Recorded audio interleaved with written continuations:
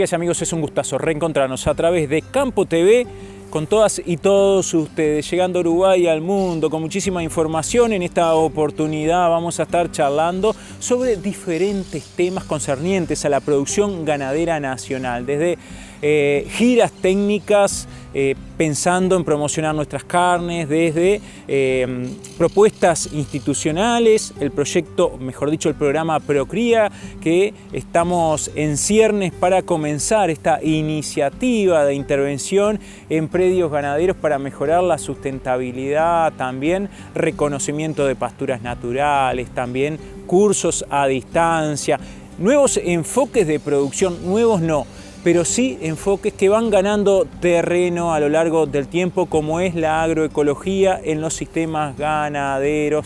Bueno, muchísimo vamos a estar compartiendo en el programa de hoy. Así que sin más que agregar, vamos directamente a la palabra de quienes lo van a estar protagonizando. Compartimos los avances. En el programa de hoy vamos a estar conversando con el doctor José Olascuaga, vicepresidente del Plan Agropecuario, sobre el programa Procría. También vamos a estar charlando con el doctor Germán Álvarez sobre intoxicación por nitratos y nitritos, las características, síntomas y tratamiento. El ingeniero agrónomo Leonardo Bove, vicepresidente de INAC, se refiere a la gira que realizaron autoridades de la institucionalidad agropecuaria en Oriente Medio y en China, promocionando nuestras carnes. Con la ingeniera agrónoma Inés Paredes conversamos sobre el curso de manejo de campo natural que se va a estar realizando a través de la plataforma de educación a distancia del Plan Agropecuario.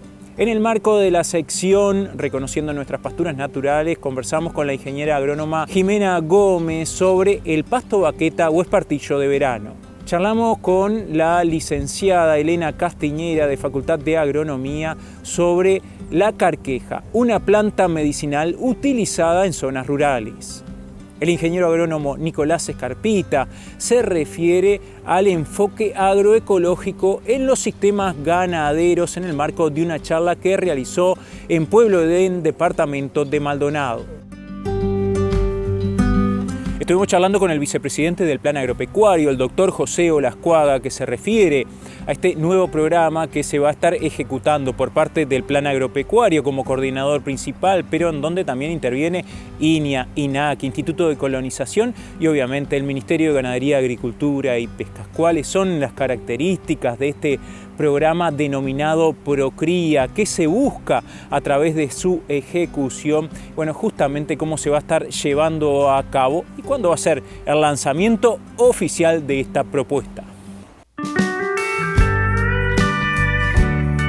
Bueno, el proyecto Procría es una apuesta a un cambio de modalidad en la definición y ejecución de políticas públicas. Surge a pedido del ministro y cumpliendo con los lineamientos estratégicos del gobierno, pero en cuanto al modo de implementación, estamos trabajando desde las autoridades del Plan Agropecuario en un proceso muy fuerte de articulación y de coordinación interinstitucional con varias dependencias del Ministerio de Ganadería, Agricultura y Pesca, con la Dirección de Desarrollo Rural, con la Unidad de Gestión de Proyectos, con la Dirección de Recursos Naturales, también con la Dirección de Servicios Ganaderos, también con otros institutos públicos como el INIA, el INAC, el Instituto Nacional de Colonización. O sea, es un esfuerzo grande de articulación y de coordinación para programar, diseñar y posteriormente ejecutar un proyecto que apunta a mejorar la sostenibilidad de los sistemas ganaderos, criadores, familiares y medianos. Básicamente ese es el foco. Es un plan que apunta a mejorar, sí, los índices productivos, pero sin desconocer los aspectos sociales y ambientales. O sea, hay que mejorar los índices productivos, mejorar el ingreso de las unidades de producción, de las familias, pero también tomar en cuenta que esto no puede hacerse a cualquier costo, que tiene que tomar en cuenta un manejo adecuado de los recursos naturales y de la propia estructura de la familia y su funcionamiento como una unidad indisoluble en el que la familia y el predio productivo coinciden y evolucionan juntos. es la característica principal de la producción familiar y que se aplica estrictamente también a lo que es la ganadería de cría y los sistemas criadores. Bueno, por ahí la base del diseño de este proyecto es una intervención brindando un fuerte componente de asistencia técnica a estas unidades productivas que se va a llevar a cabo en una modalidad doble o dual, o sea, una asistencia técnica individual a cada predio y una asistencia técnica al funcionamiento de grupos de productores en una estrategia combinada. Básicamente el 80% de los recursos del programa se van a destinar para financiar esa asistencia técnica que va a ser realizada por técnicos privados, agrónomos, veterinarios, técnicos agropecuarios, que van a ser previamente seleccionados, capacitados, inducidos a trabajar en esta modalidad, en estos grupos de productores que se formen o que ya existan o que se puedan formar durante el proceso de trabajo. Y en ese sentido pensamos que vamos a trabajar con una amplitud de situaciones muy diversas, desde productores que están interesados en recibir la asistencia técnica grupal e individual, pero que no están conformados en un grupo de productores, y ahí vamos a tener un trabajo adicional que es, bueno, cómo integramos a esos productores en lo que es el proceso de formación de grupos, pero también pueden presentarse o van a poder presentarse en esta intervención grupos de productores ya existentes o grupos de productores que se constituyan, que se formen para recibir este apoyo. Básicamente esa es la característica general. Los técnicos de la institucionalidad agropecuaria, del Plan Agropecuario, de la Dirección de Desarrollo Rural del Ministerio de Ganadería, Agricultura y Pesca, técnicos de INIA, técnicos de la universidad, también estamos involucrando a la Universidad de la República en este proceso, y al SUL también, van a formar un equipo de apoyo, control y apoyo a esos técnicos extensionistas privados que van a trabajar directamente con los productores y sus grupos. Entonces, por encima de esta estructura está esta estructura de apoyo conformada por los técnicos del Plan Agropecuario, por los técnicos de línea, del SUL, de la Dirección de Desarrollo Rural. Entonces, en una estructura público-privada que va a apoyar el trabajo de los técnicos extensionistas que van a trabajar directamente con los productores. Bueno, como les decía, esto requiere un esfuerzo articulado y coordinado de muchas instituciones que no solo intervienen en este proceso desde el punto de vista de involucrar recursos técnicos, sino que también está el compromiso del financiamiento de este proyecto. Involucra a fondos provenientes del Ministerio de Ganadería, fondos provenientes del INAC, también fondos provenientes del Instituto de Colonización. Entonces, ahí también se plasma este esfuerzo articulador. El objetivo, como decíamos, bueno, es mejorar la sostenibilidad de los productores ganaderos, criadores, familiares y medianos. Pero también es probar que a través de este tipo de intervención, de esta metodología, de este abordaje, es posible hacer esto para después, en el futuro, quizás tener elementos como para poder escalar este tipo de intervenciones y generar un gran sistema nacional de extensión. Bueno, en el proceso de construcción de este programa, por supuesto hemos estado en contacto y conversando e intercambiando con las gremiales. Yo creo que hay dos niveles en esto. Un nivel es la propia participación que las gremiales tienen en la Junta Directiva del Plan Agropecuario, en la Junta Directiva del INAC, en la Junta Directiva de Línea. Entonces, por ahí hay un nivel de contacto y de intercambio. Pero después, el presidente del Instituto, Santiago Scarlato, ha venido realizando contactos directos con las gremiales a nivel de las comisiones directivas, con Comisión Nacional de Fomento Rural, con la Federación Rural, con la ARU. Está faltándonos una reunión que tenemos pendiente con cooperativas agrarias federadas, pero ese contacto es fluido y bueno, hasta ahora hemos recibido el apoyo y bueno, el compromiso de colaborar en esta intervención, ¿no? Bueno, tenemos la meta de que el programa pueda estar operativo y se puedan iniciar el trabajo con los productores en la próxima primavera. Eso implica que el lanzamiento del programa, una vez que esté terminado el diseño, va a ser en breve, supuestamente alrededor de finales del mes de junio, y posteriormente a eso se realizará la convocatoria, que va a tener un carácter doble. Va a ser una convocatoria a productores interesados en participar y también a los técnicos privados interesados en participar como extensionistas en esta modalidad. Vamos a trabajar en eso, estamos afinando detalles, pero esto probablemente, como le digo, va a ser en principios de julio o mediados de julio que se dé la convocatoria a nivel público, ¿no?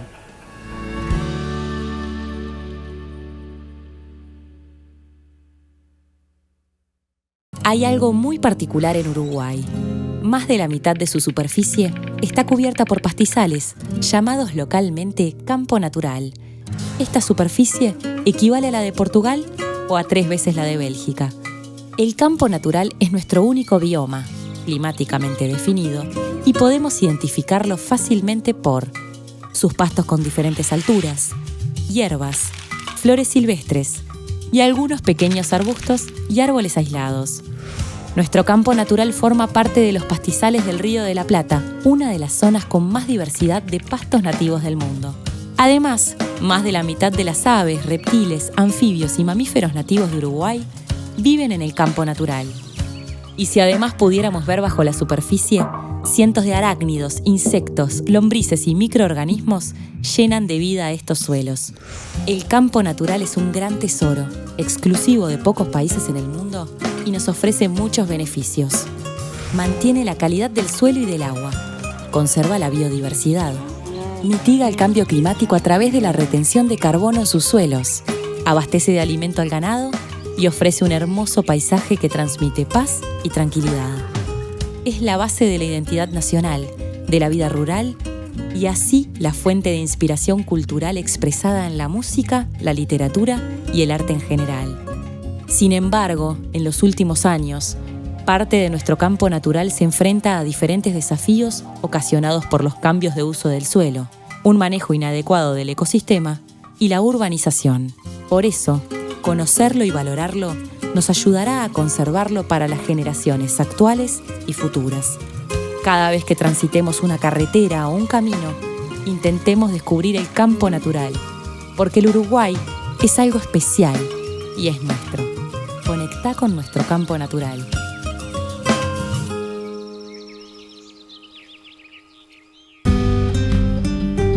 Estuvimos charlando con el doctor Germán Álvarez, técnico del Plan Agropecuario en los departamentos de Flores y San José, sobre intoxicación con nitratos y nitritos, cómo afecta a los bovinos, cuáles son los síntomas, los tratamientos, qué elementos tener en cuenta para prevenir esta intoxicación. Bueno, normalmente en esta época se da algunos casos, incluso hemos sabido en la región sur del país, en el departamento de San José, de algún caso puntual de intoxicación por nitratos y nitritos.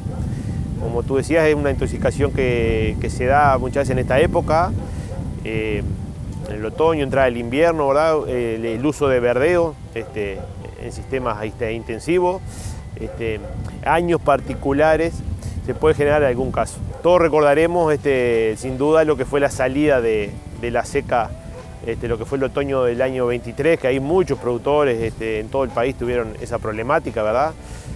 Un gran factor predisponente es la seca. Este año en particular no tenemos por suerte esa coyuntura, pero igual se puede dar algún caso de esta característica. La intoxicación consiste este tipo de verdeos, como las avenas, como los raigrases, que son pastoreados en esta época, muchas veces pueden concentrar nitratos en elevados niveles. Bueno, esos nitratos en el rumen del animal pasan a nitrito, se absorbe a la sangre y genera una intoxicación, que es la conocida intoxicación por nitrato y nitrito, que genera un cuadro bastante agudo, bastante rápido que muchas veces incluso genera alguna mortandad de animales. Ahí la importancia, muchos productores ya la conocen y tienen el antídoto en el establecimiento, porque es una intoxicación que se da, como te decía, de manera aguda. Entonces, una de las cosas importantes es tener el antídoto en el establecimiento, porque muchas veces no llegamos a tiempo, porque el animal, lo que genera el animal la intoxicación es un cuadro de una insuficiencia respiratoria aguda. Esos nitritos pasan a la sangre, se unen a la hemoglobina, que la hemoglobina es una proteína que nosotros tenemos que transporta el oxígeno por la sangre. Y bueno, esta unión que genera con la hemoglobina la impide cumplir esa función, por lo tanto lo que se da en el animal es un cuadro respiratorio. Los animales rápidamente, a las pocas horas de ingresar a ese verdeo, empiezan con dificultad para respirar, para oxigenarse. Lo vemos animales de cuello estirados, nerviosismo, temblores, caídas, y bueno, y en casos, como te decía, graves, luego de la caída se da la muerte si el animal no recibe un tratamiento, ¿verdad? El antídoto que tenemos para estos casos que se utiliza es el azul de metileno. Hay presentaciones comerciales, ¿verdad? A varias concentraciones, al 1, 2%, incluso 4%. Es el antídoto de elección para estos cuadros que revierten rápidamente los síntomas, ¿verdad? Es un antídoto que, como siempre decimos, es conveniente que el productor lo tenga a mano cuando va a pastorear este tipo de pastura, o hay la sospecha que las pasturas este año pueden estar complicadas, ya que es un antídoto de muy bajo costo y también muy duradero, ¿verdad? Perdura en el tiempo, por lo tanto muchos productores ya lo han asociado como una práctica común, pero es bueno ese recordatorio. Como te decía, este año en particular hemos sabido de algún caso, sin duda que no es la magnitud que se dio, como te decía, la salida a la seca, porque factores predisponentes que tenemos son la lluvia, por ejemplo, después de una seca, pero también días nublados, días muy fríos, y sobre todo la fertilización de las pasturas, ¿verdad? Estas gramíneas a veces fertilizadas, normalmente que se utilizan fertilizantes nitrogenados, ¿verdad? La urea, suelos muy fertilizados o incluso suelos a veces muy abonados, ¿verdad? Donde se utiliza efluentes también, por ejemplo en la lechería se utilizan muchas veces los efluentes de tambos para regar este tipo de pasturas y fertilizar este tipo de suelo, concentran ese nitrógeno y hace que muchas veces la planta tenga altas concentraciones de nitrato, que muchas veces a aspecto visual esa planta la vemos muy viciosa, ese color azulado de esos verdeos. Muchas veces es un indicador visual que la planta posiblemente pueda estar concentrada en cuanto a nitrato. En cuanto a medidas de manejo que podemos recomendables para evitar este tipo de intoxicaciones, cuando tenemos la sospecha que las plantas pueden estar concentradas con nitrato, sobre todo vigilar esos primeros pastoreos. Muchas veces un indicador visual de las plantas, generalmente vemos esos verdeos suculentos, muy viciosos, ¿verdad? Con esa coloración verde intensa, verde azulada, que muchas veces visualmente puede ser un indicador que la planta pueda estar con altas concentraciones de nitrato, ¿verdad? Ahí, como te decía, es importante recorrer y sobre todo observar esos primeros pastoreos, hacer pastoreos livianos, sobre todo despuntes de las plantas, porque tienen la característica del nitrato que se concentra en las mismas en mayor concentración en los tallos. Entonces pastoreos muy a ras del suelo muchas veces también aumenta el riesgo. Y otra cosa bien importante es cuando los animales ingresan a la pastura, el hecho de que no ingresen con hambre, ¿verdad? Muchas veces una suplementación previa o ya sea fardo, silo o en lugares donde se suplementa con algún concentrado, eso previo a la entrada a ese tipo de verdeo, en esos primeros pastoreos es importante, porque de una forma obligamos que se coma menos, ¿verdad? Esa concentración alta de nitrógeno, de nitrato que genera esta problemática en algunas ocasiones. Después, a nivel de campo, también hay una prueba que se llama un test de difenilamina, que también es una prueba cualitativa, pero que nos puede dar una indicación también de los niveles de nitrato que puede tener una planta, o si no, también con la sospecha es importante enviar al laboratorio muestras, sacar una muestra representativa, ¿verdad? de la chacra, enviar pasturas que, bueno, a nivel de laboratorio, ya de forma más objetiva, determinar esos niveles de nitrato y, bueno, y asegurarnos que estamos frente a una pastura segura.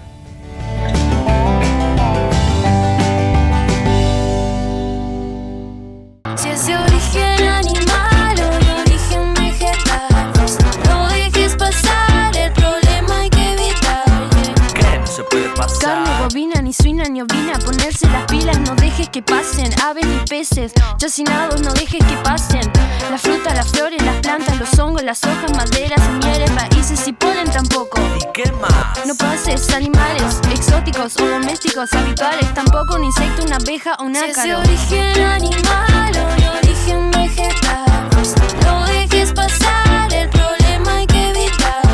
¿Qué no se puede pasar? Agroquímicos no pueden pasar, productos veterinarios no pueden pasar, los lácteos no pueden pasar, ni queso, ni helado, ni leche o manteca, yogures no pueden pasar. ¿Y qué más? Tampoco los cueros, las pieles y hasta pezuñas no pueden pasar, los huesos o plumas no pueden pasar, los huevos no pueden pasar. Si es de origen animal o de origen vegetal, no dejes pasar, el problema hay que evitar. Los productos de origen vegetal o animal no permitidos pueden poner en riesgo nuestra bioseguridad si pasan por la frontera. Evitemos que pase. Ministerio de Ganadería, Agricultura y Pesca. Informate más en nuestras redes sociales.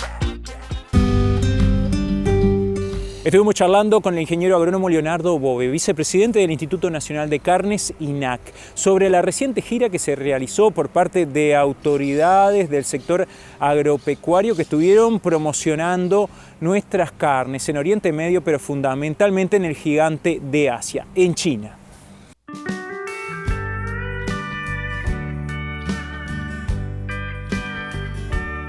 China es uno de los mercados más importantes para el Uruguay. En ese sentido, INAC, en su plan estratégico para el próximo periodo,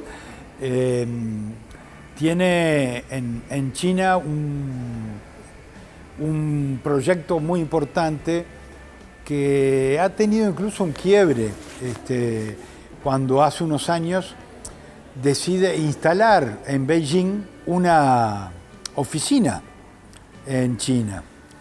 De ahí en adelante participamos de las 14 ferias que participa el INAC, 6 las realizamos en distintos lugares de China, porque bueno, es uno de los mercados más importantes y que al cual le estamos dedicando,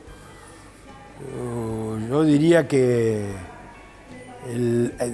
a marketing le estamos dedicando el doble de presupuesto que el que teníamos asignado en el periodo anterior.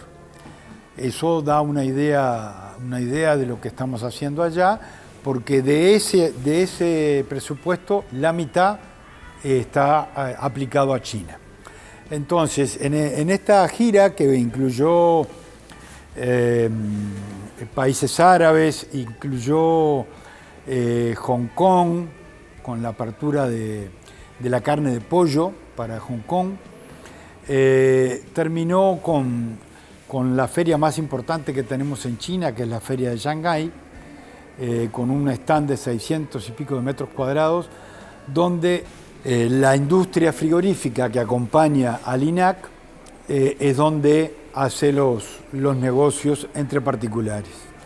Después de eso, sí, la gira de Shanghái continuó ahí ya con la presencia del ministro de Ganadería hacia otras partes del territorio para recibir, luego de la cuarentena que habían tenido los toros que se le regaló al presidente Xi Jinping, poder salir de esa cuarentena y hacer la entrega oficial de los toros para el presidente.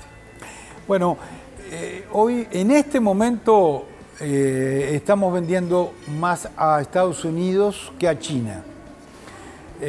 Son cuestiones de mercado, cuestiones de precio.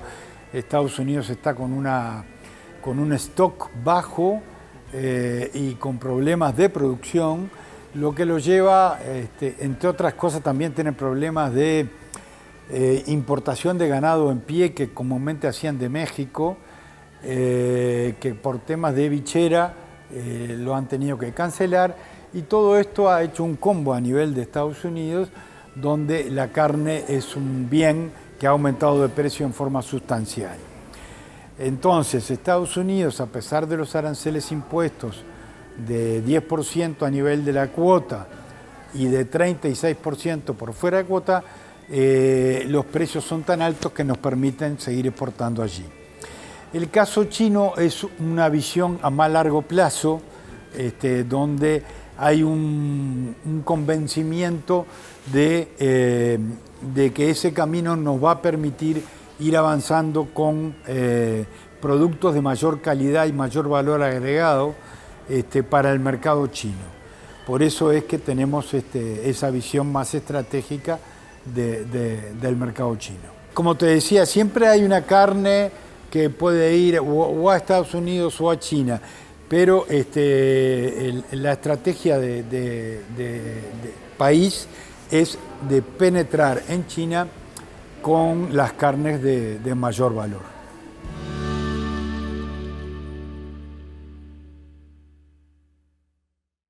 Uruguay forma parte de los pastizales del Río de la Plata, junto con el sur de Brasil y el este de Argentina. Es una de las ecorregiones de pastizales más extensa del mundo y la más importante de Sudamérica. En Uruguay lo llamamos campo natural y es nuestro bioma climáticamente definido. En proporción, Uruguay es el país con más superficie de campo natural en la región. Históricamente, esta condición ha determinado que la ganadería sea una de las principales actividades productivas del país, con un fuerte componente de producción familiar, generando empleo para miles de personas y comunidades en todo el territorio. Las características de la producción ganadera local sobre pastizales naturales brindan un diferencial competitivo, producto de la estrecha relación que existe entre la calidad de la carne y las pasturas que alimentan al ganado. Esta forma de producción es un privilegio exclusivo de pocos países en el mundo. La gran diversidad de especies vegetales que tiene el campo natural lo hace más resiliente a eventos como sequías, precipitaciones excesivas y otras perturbaciones potenciadas hoy por el cambio climático. Conservar en buen estado el campo natural es fundamental para alcanzar una producción ganadera sostenible. Para ello, es necesario implementar un manejo adecuado del ecosistema, como por ejemplo, trabajar con más pasto, es decir, mantener una buena altura de pasto durante la mayor parte del año. Esto se logra ajustando la carga animal, acumulando pasto para épocas de poco crecimiento y dejando descansar potreros sobrepastoreados, entre otras estrategias. Estas medidas de fácil realización y bajo costo aumentan la productividad y al mismo tiempo favorecen la conservación de la biodiversidad. Conectá con nuestro campo natural.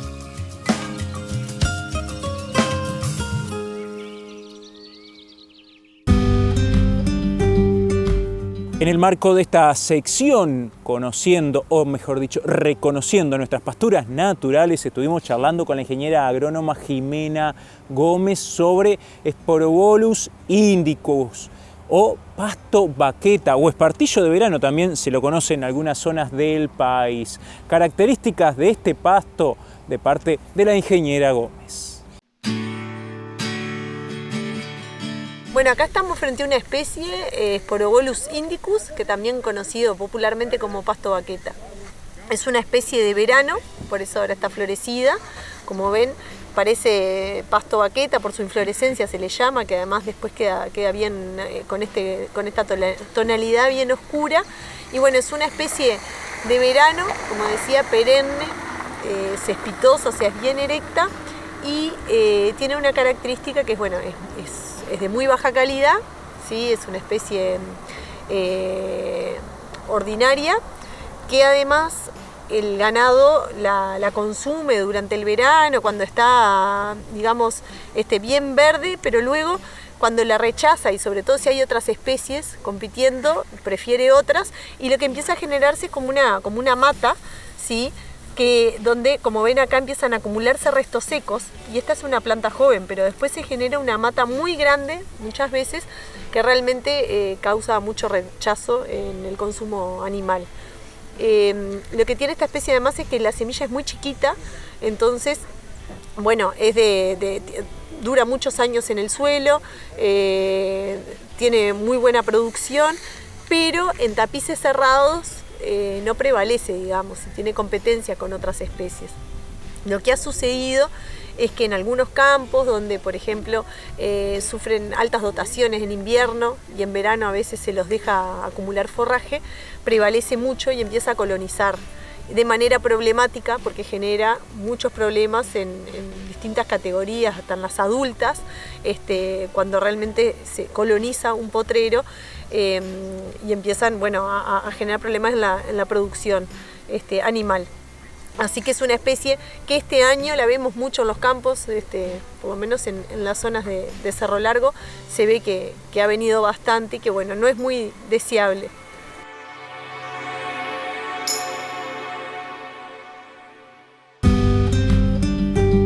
Conversamos con la ingeniera agrónoma Inés Paredes, técnica del Plan Agropecuario, sobre el próximo curso a distancia sobre manejo de campo natural que se va a estar realizando, como ocurre todos los años, a través de la plataforma de capacitación del Plan Agropecuario. Bueno, el campo natural es la producción número 1 de nuestro país, ocupa gran parte de nuestra superficie, los pastizales naturales, y es donde enfocamos principalmente la producción ganadera, ¿no? Entonces es importante también poder conocer el manejo, cómo manejarlo correctamente para poder sacarle el mayor fruto posible. Tiene distintos comportamientos a lo largo y ancho de todo el país, no es lo mismo para todas las regiones, por lo cual en este curso vamos a poder ver la regionalización del campo, las distintas especies, cómo se reparte en las distintas zonas del país, cómo son los métodos para manejarlo correctamente, desde la carga animal, desde la relación lanar-vacuno, desde los alambrados, evaluando el pastoreo continuo versus el pastoreo rotativo. También vamos a repasar algunas especies, vamos a tratar el tema del agua, la sombra, el abrigo para los animales, que es un tema esencial e importantísimo para el manejo del campo natural. También vamos a ver todo el tema de cómo manejarlo a lo largo del año, los ciclos de las pasturas, cuáles son las categorías adecuadas para cada zona, y entre otro montón de temas que pueden encontrar en la página del Plan Agropecuario, en la unidad de cursos a distancia. Este curso comienza el 7 de julio y hasta 2 semanas antes hay tiempo para inscribirse. Los invitamos a todos a participar. Va a estar dictando el curso el ingeniero Marcelo Pereira junto conmigo. Así que bueno, sería un gusto tenerlos y poder compartir un poco más de este valor que es tan importante para nuestro país y que queremos valorar tanto y apreciamos tanto dentro del Plan Agropecuario.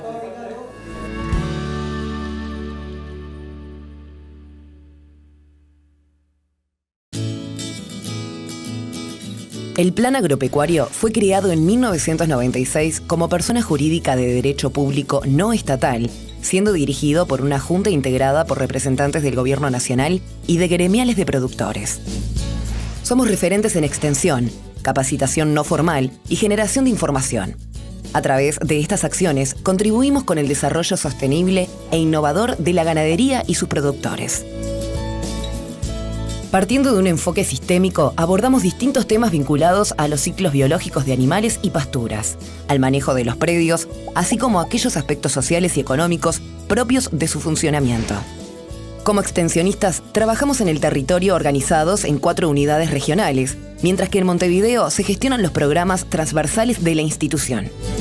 Capacitación. Nuestra propuesta de capacitación se diseña de manera flexible, contribuyendo a la formación de capital humano para el desarrollo sostenible de la producción ganadera, acompañando los cambios e innovaciones que surgen en el sector. Realizamos esta labor mediante cursos presenciales y a distancia por Internet, con el fin que el conocimiento sea accesible para la mayor cantidad de personas posible. Extensión. Entendemos que las actividades de extensión tienen como objetivo la difusión de temas vinculados a los sistemas productivos y las desarrollamos mediante charlas, jornadas, giras y talleres haciendo énfasis en el aprendizaje de productor a productor mediante el intercambio de experiencias. Al igual que la capacitación, muchas de estas actividades son coorganizadas con distintas instituciones públicas y privadas, teniendo en cuenta las demandas y necesidades de cada zona. Generación de información. A escala predial ejecutamos diferentes proyectos que nos permiten comprender y difundir manejos adecuados a las finalidades de cada productor, obteniendo información y haciéndola disponible mediante publicaciones y otras herramientas que colaboran con la toma de decisiones productivas. La labor que cumplimos se difunde a través de diferentes medios de comunicación tradicional, así como en el sitio web institucional, redes sociales y la revista del Plan Agropecuario que se publica desde 1973. Apostamos al desarrollo sostenible de la producción ganadera y su gente mediante la integración de conocimientos y la construcción de capacidades. Plan Agropecuario. Trabajamos para el campo y su gente.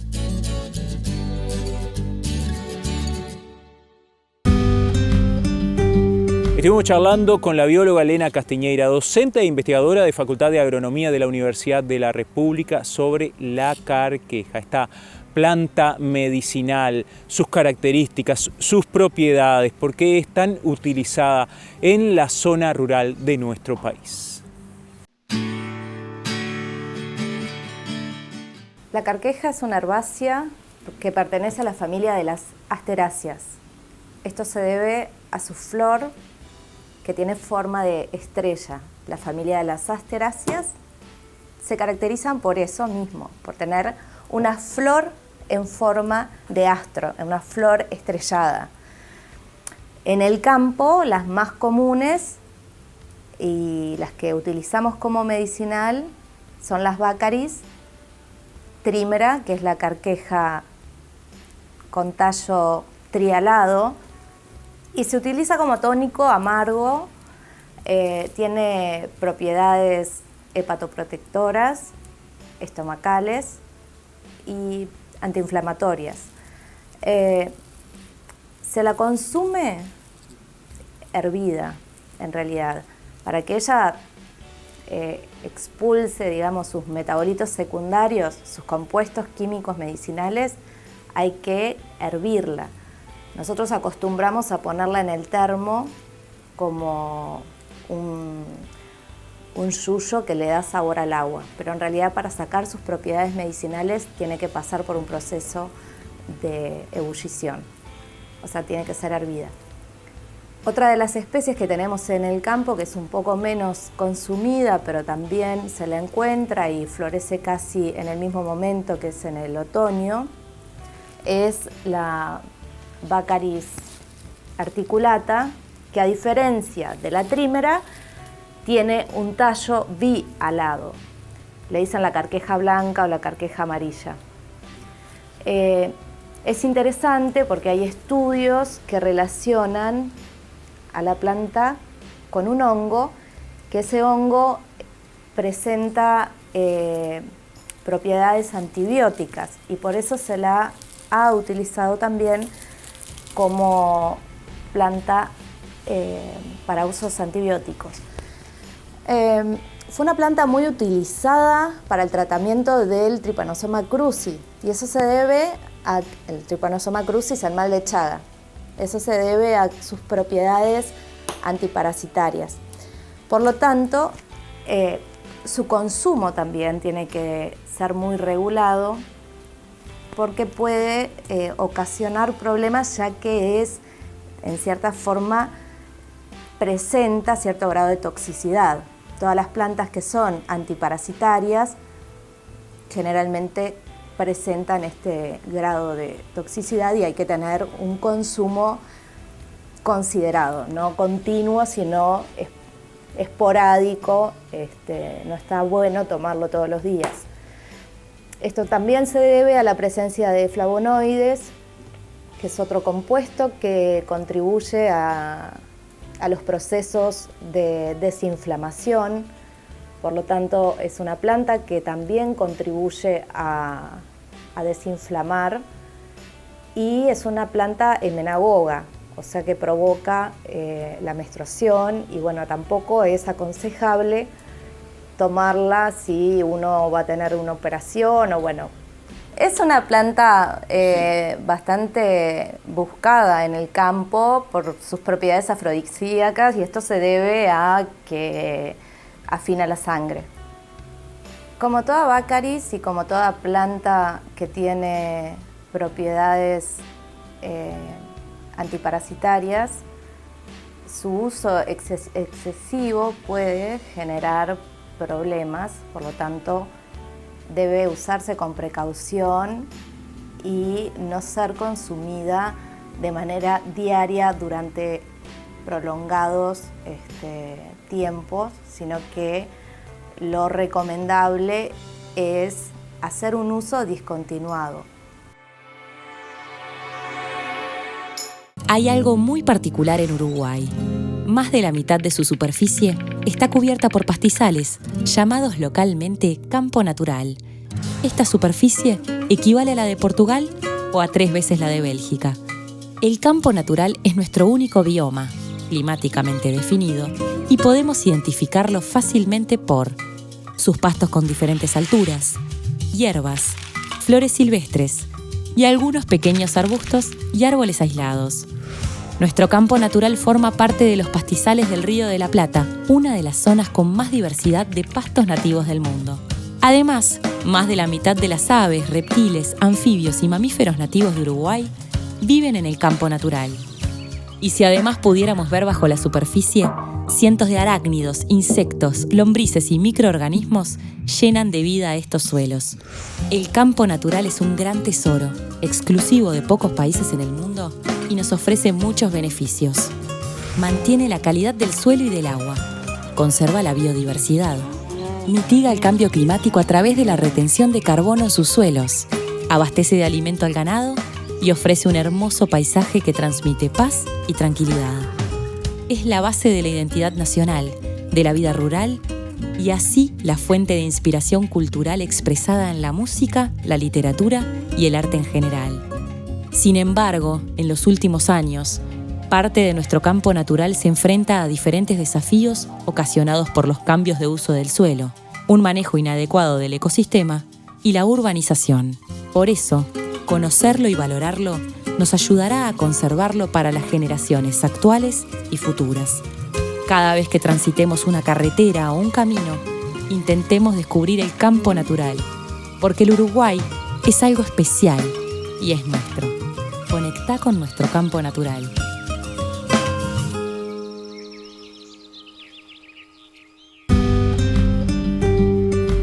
Hace pocos días se realizó en Pueblo Edén, departamento de Maldonado, una actividad que tenía como centro un enfoque no tan novedoso, pero que viene creciendo año a año. El título de la charla, Introducción a la Agroecología, y justamente sobre esta práctica holística conversamos con el ingeniero agrónomo Nicolás Escarpita, quien estaba a cargo justamente de esta actividad.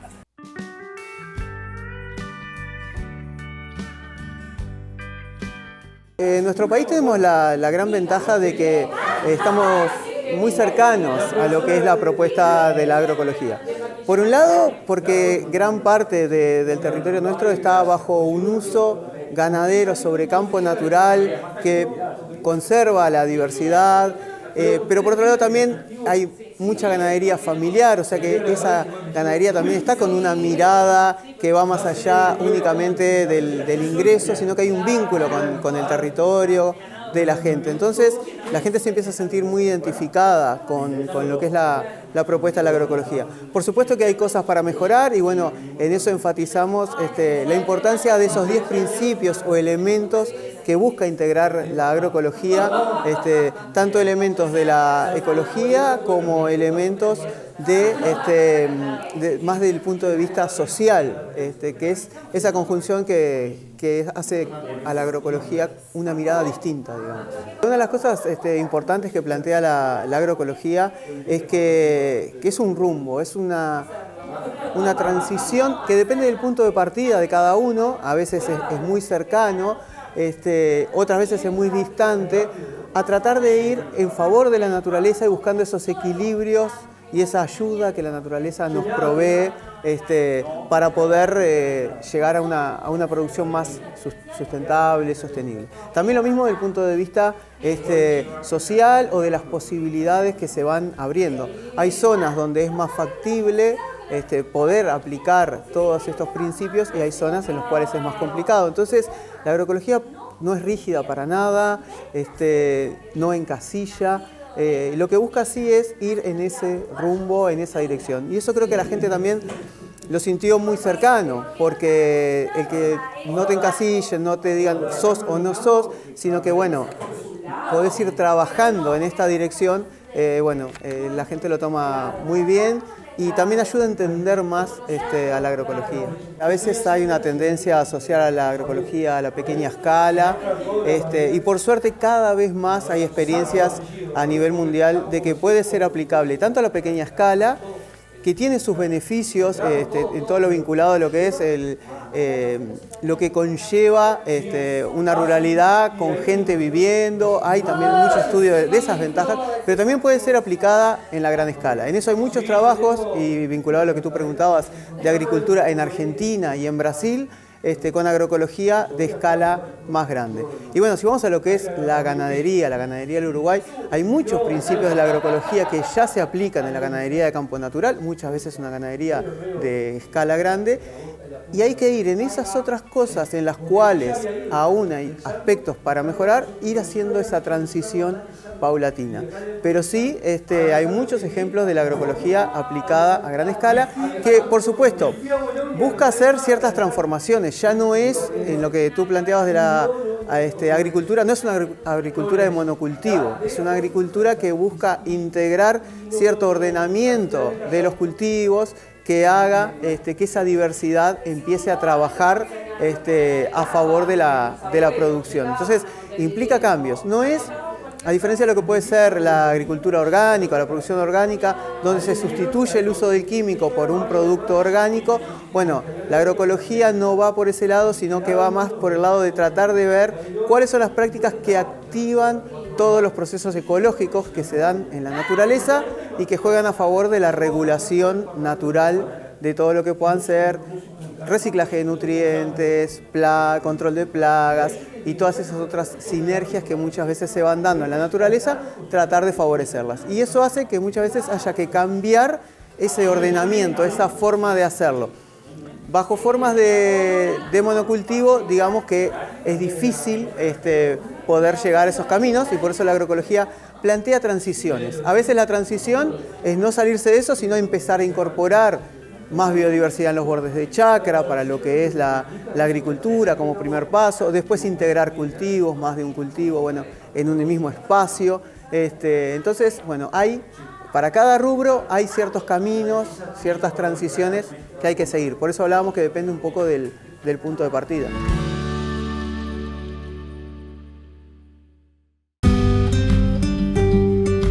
El ingeniero Scarpita se refería a las características de este enfoque, de esta práctica que busca cuidar la salud humana y también el medio ambiente.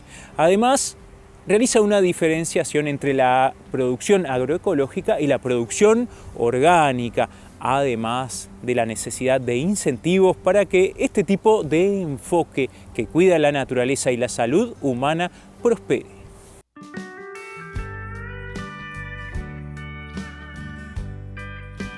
La producción orgánica está regida por protocolos, son ciertos protocolos que hay que cumplir. No uso de ciertos productos químicos, algunos productos autorizados y en general es la sustitución del uso de productos químicos por el uso de productos orgánicos. Ahora, no tiene por qué implicar un cambio en la forma de producir. Puede ser igualmente un monocultivo, poníamos el ejemplo, puede ser un monocultivo de 5 hectáreas de frutilla, como hay en Estados Unidos, solo que bajo producción orgánica. Se aplican productos orgánicos para controlar las plagas o para favorecer el crecimiento de las plantas, pero bajo ese concepto de uso de insumos. La agroecología ya va más por el lado de reformular la forma de producir, pensando en activar todos los procesos ecológicos. Por eso es que es más flexible, porque no es un protocolo que diga esto se puede hacer y esto no se puede hacer, sino que busca ir en esa línea de activar esos procesos. Y muchas veces, dependiendo del punto de partida, puede ser necesario el uso de algunos insumos químicos en esa transición, en tanto no se logra llegar a esos equilibrios. ¿Cuál es el planteo ahí de la agroecología? Bueno, como primer parte, el uso de esos insumos que sean menos nocivos. Puede ser un siguiente paso el pasar a insumos orgánicos para ir disminuyendo esos problemas. Pero la finalidad no está ahí. La finalidad está en generar un cambio en ese diseño del sistema de producción que permite que lo que más rija a la producción sea la activación de esos procesos que se dan en la naturaleza. Por eso que siempre se habla de una transición, de un camino hacia, y no de algo tan rígido como puede ser un protocolo. En la agroecología, uno de los temas que se habla es la gobernanza responsable. Es uno de los 10 elementos de la agroecología, porque se entiende de que muchas veces esas transiciones necesitan apoyos. Apoyos a nivel de los productores muchas veces para encarar esos cambios necesarios, pero también por el otro lado apoyos desde el punto de vista de que los mercados empiecen a reconocer o a facilitar ese tipo de producción. En Uruguay tenemos el Plan Nacional de Agroecología, que lo que busca es fomentar las prácticas agroecológicas y tratar de favorecerlas. Bueno, ahí depende de la fuerza que se dé a ese plan, a la promoción de ese plan. Y bueno, lo que la agroecología entiende es que es importante, esos apoyos son importantes porque para esas transiciones muchas veces el productor solo no puede. Y por el otro lado, desde el punto de vista del consumidor, muchas veces le es muy difícil acceder a ese tipo de producción y se necesita ciertas facilidades. Algunas cosas hay en el tema más vinculado a la horticultura, ese tipo de producciones, con ciertos mercados de cercanía que favorecen ese contacto productor-consumidor. También algún tipo de producción diferenciada ha habido acá en el en lo que es ganadería, por ejemplo el cordero esteño, que bueno, reconocía ese tipo de producción local bajo ciertas condiciones, pero son cosas incipientes y sí es necesario que haya, digamos, más apoyos para que eso se pueda concretar. Y en el caso de la carne, bueno, hay que ir trabajando porque Uruguay es un país exportador en su mayoría en el tema carne, entonces también depende del trabajo y ese reconocimiento a nivel de los mercados.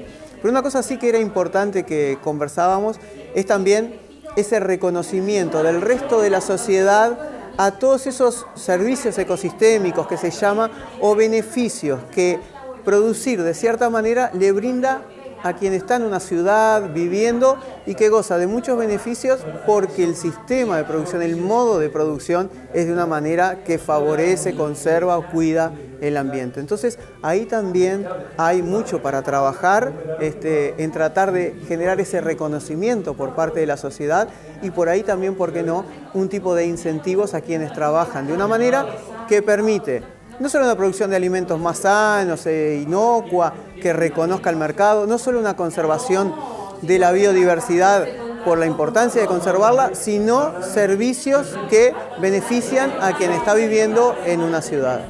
Cuando la agroecología viene creciendo, no solo en nuestro país, sino que a escala global, general, un poco de la mano de los problemas que se han ido generando y de empezar a tomar conciencia de que bajo el mismo modelo que se generaron los problemas es muy difícil encontrar las soluciones. Entonces la gente empieza a mirar hacia otro lado, a ver qué otras alternativas hay. Y es ahí donde la agroecología empieza a cobrar más fuerza como nuevo modelo, como nuevo conjunto de ideas que trata de buscar las soluciones por otro lado. Entonces, cada vez más es la gente que trata de acercarse y cuando se acerca encuentra en los planteos de la agroecología mucha cercanía con cómo ellos piensan y están tratando de buscar esas soluciones. Así que bueno, va creciendo, a veces lo que falta, como conversábamos recién, son ciertos apoyos para facilitar esas transiciones que se están buscando.